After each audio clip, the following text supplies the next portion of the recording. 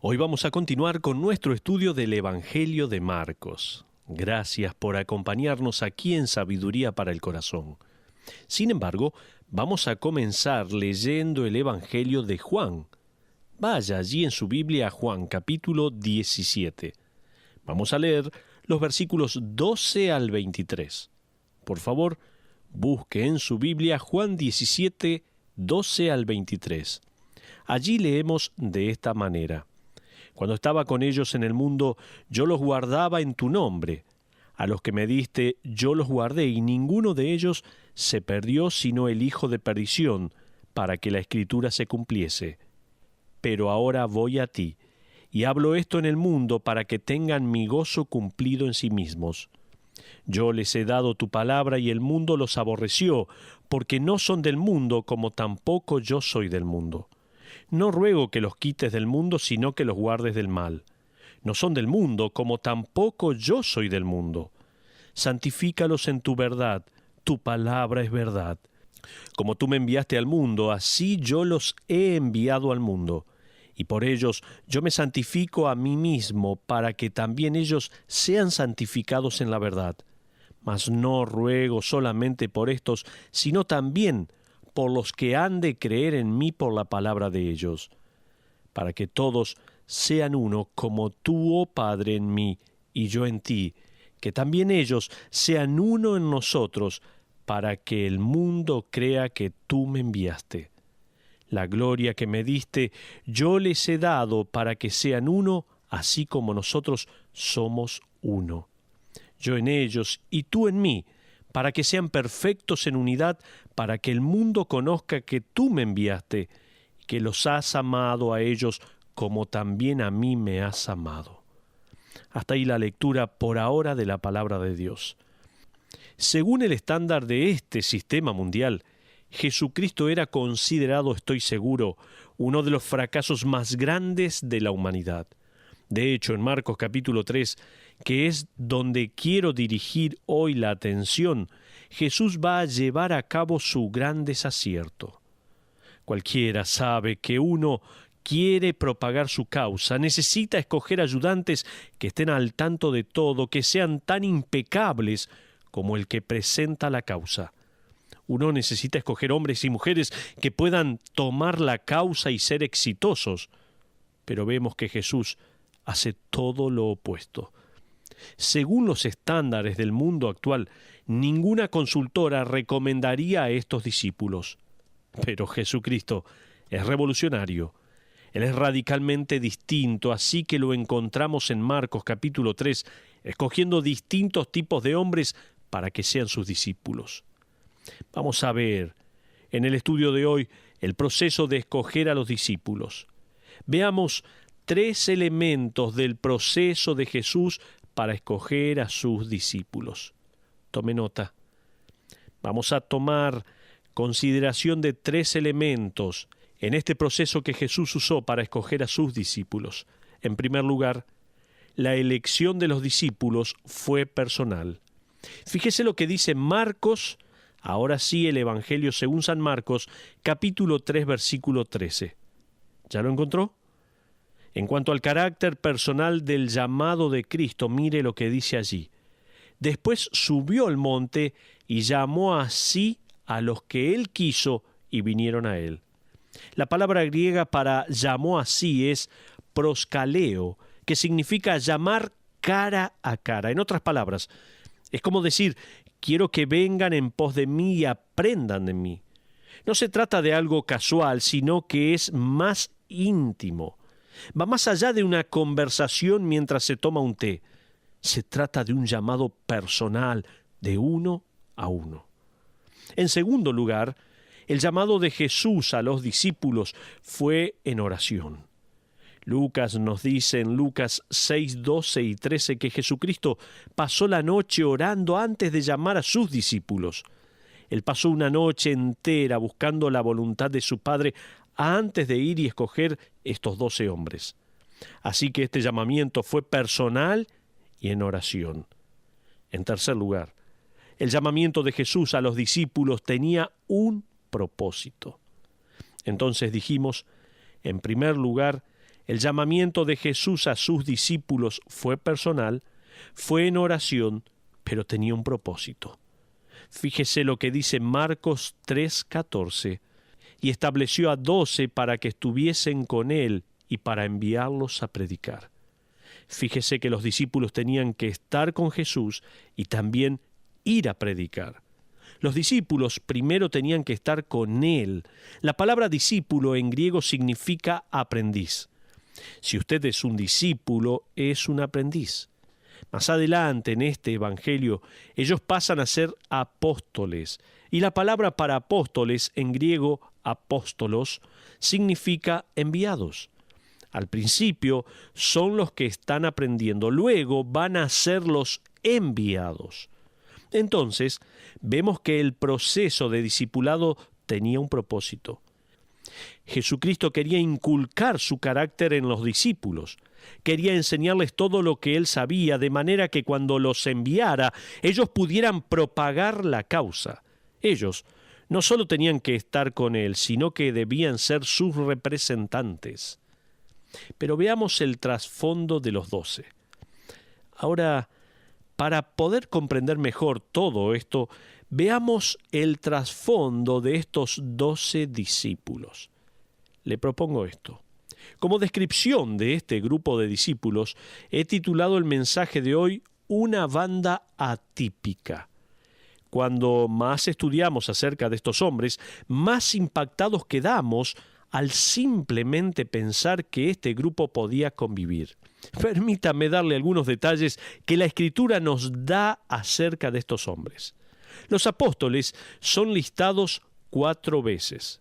En Mateo capítulo 10, Marcos capítulo 3, Lucas capítulo 6 y Hechos capítulo 1. Todas las listas contienen alguna similitud interesante. Primero, en cada lista se menciona primero a Pedro y a Judas en último lugar. No podemos determinar mucho basado en esto, pero parecería que Pedro estaba primero en rango. Esto no significa que Pedro estaba primero en carácter o calidad, no. No significaba que era el más apto o el que iba a ser exitoso. De hecho, vemos que era al revés. Sin embargo, vemos que él era como el líder de los 12 en estos 3 años de ministerio con Jesús. Otra cosa interesante, y en segundo lugar, cada lista de discípulos contiene 3 grupos de 4 miembros. Cada vez que encontramos una de estas listas en la Biblia, vemos a 3 grupos de discípulos y siempre son los mismos miembros en cada grupo.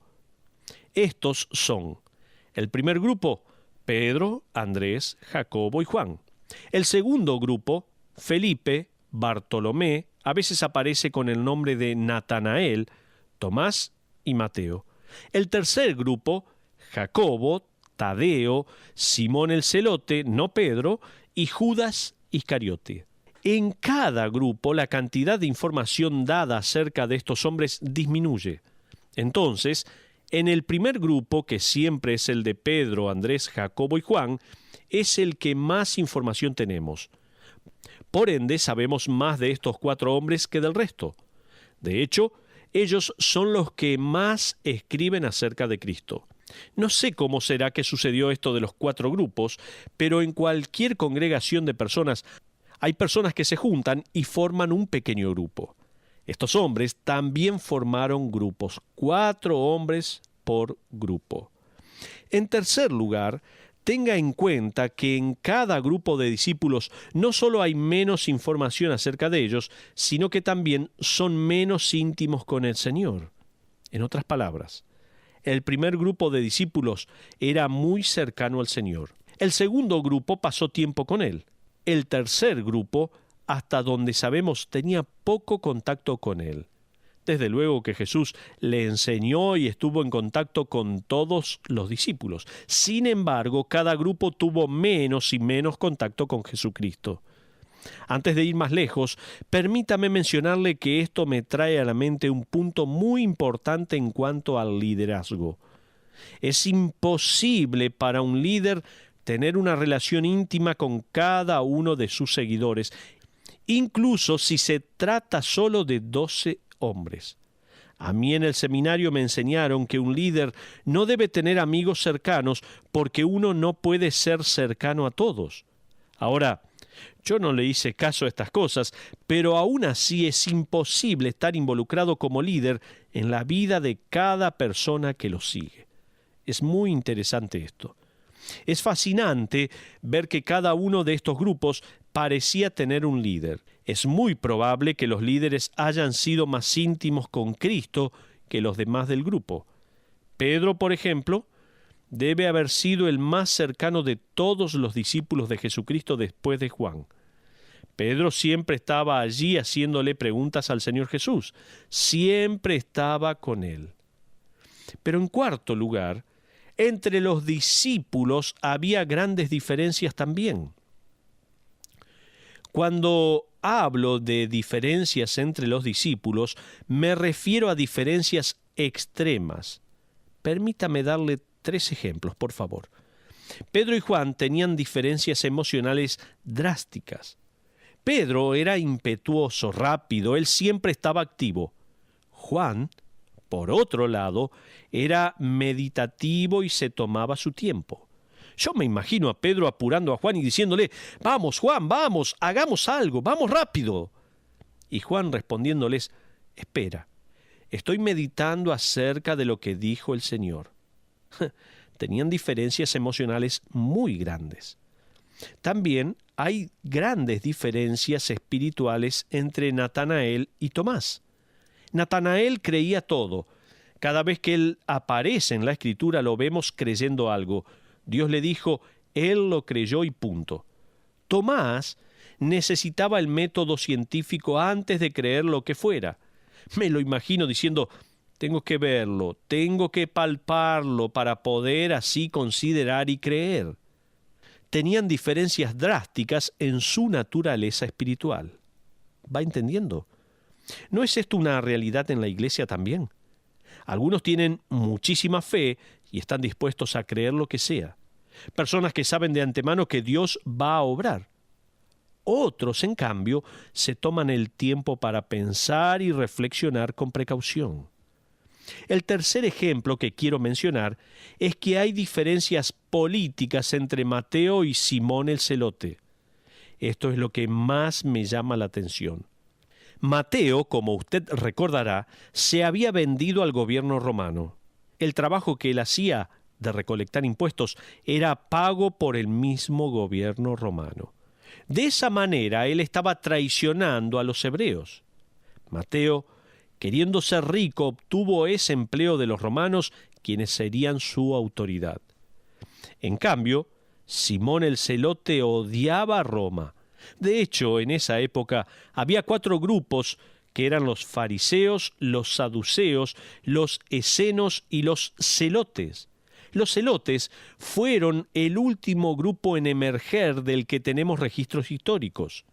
Ellos odiaban a la autoridad romana y llevaban a cabo una guerrilla para derrotar a Roma. De hecho, después de la destrucción de Jerusalén, los celotes formaron una banda que se preparaba para luchar a manera de guerrilla. Ellos tenían un centro de operaciones en Masada y finalmente los romanos descubrieron Masada y terminaron con los celotes. Simón se había integrado a esa banda que odiaba a Roma. Y ahora va a pasar 3 años y medio de su vida con un hombre que se había vendido a Roma. Pienso que bajo cualquier otra circunstancia Simón le hubiera clavado una daga a Mateo entre las costillas. Sin embargo, de alguna manera, Jesucristo juntó a estos hombres y ellos se llevaron bien. Esto es algo maravilloso. Pienso en el cuerpo de Cristo, en la iglesia, y todas las diferencias representadas. Hay diferencias políticas, diferencias emocionales y espirituales. No todos están al mismo nivel de crecimiento, pero es maravilloso que podemos estar juntos todos con un solo propósito. Esa es la especialidad del Señor Jesús. Recientemente leí algo que quiero compartir. El famoso escritor Longfellow podía agarrar una hoja de papel que no valía nada escribir un poema y hacerla valer miles de dólares. Eso se llama genialidad. Rockefeller podía firmar su nombre en un cheque en blanco y eso pasaría a valer millones. Eso se llama riqueza. Un ingeniero mecánico puede agarrar una pieza metálica de 20 pesos y puede hacer algo que valga cientos de pesos. Eso se llama destreza. Un pintor puede tomar una tela de 50 centavos y pintar algo que salga fortunas. Eso se llama arte. Jesucristo puede tomar a una persona sin valor y pecadora y limpiarla con su sangre y hacerla vivir para su causa.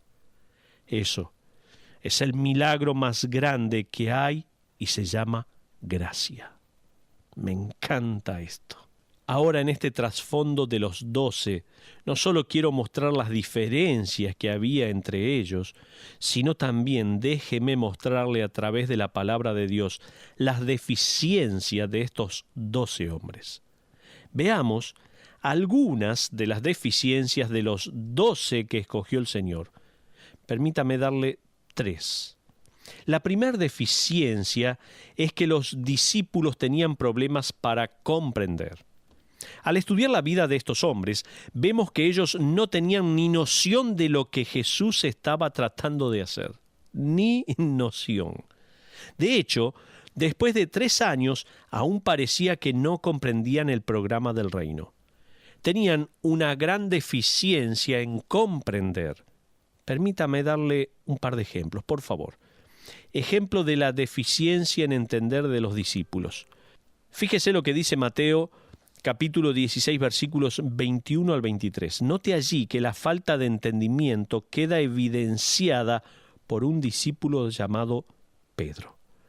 Mateo 16, 21 dice: Desde entonces comenzó Jesús a declarar a sus discípulos que le era necesario ir a Jerusalén y padecer mucho de los ancianos, de los principales sacerdotes y de los escribas, y ser muerto y resucitar al tercer día. Este es el programa del reino. Esto es lo que va a suceder ahora que los judíos rechazaron a Jesús. Pero fíjese lo que hace Pedro en el versículo 22. Entonces Pedro, tomándolo aparte, comenzó a reconvenirle diciendo: Señor, ten compasión de ti, en ninguna manera esto te acontezca. Pedro es un personaje que me fascina. El Señor se pone de pie y dice: voy a ser crucificado, voy a ser sepultado, voy a resucitar de los muertos en el tercer día. Luego Pedro se levanta y le dice: Señor, mira, mientras nosotros 12 estemos aquí, tu muerte es lo último de lo que tienes que preocuparte. Nosotros nos vamos a encargar de todo, todo está bajo control. Él no comprendía todo lo que Cristo estaba por hacer. Tenía falta de entendimiento. En Juan 21, del 1 al 8, los discípulos nuevamente muestran una falta de entendimiento o comprensión. Jesucristo fue crucificado y sepultado. Los 12 continúan propagando lo que Cristo había anunciado. No, vuelven a la pesca. En San Juan 21, el Señor reaparece de manera misteriosa en la playa del mar de Galilea. Él viene caminando y allí estaban Pedro y los otros pescando. Jesucristo los llama y les dice, en efecto, escuchen, ¿no se dan cuenta que los llamé para que fueran pescadores de hombres, no de peces? Pedro, ¿no me amas? Bueno, sí, Señor, te amo. Entonces, ¿qué haces pescando? Apacienta mis ovejas.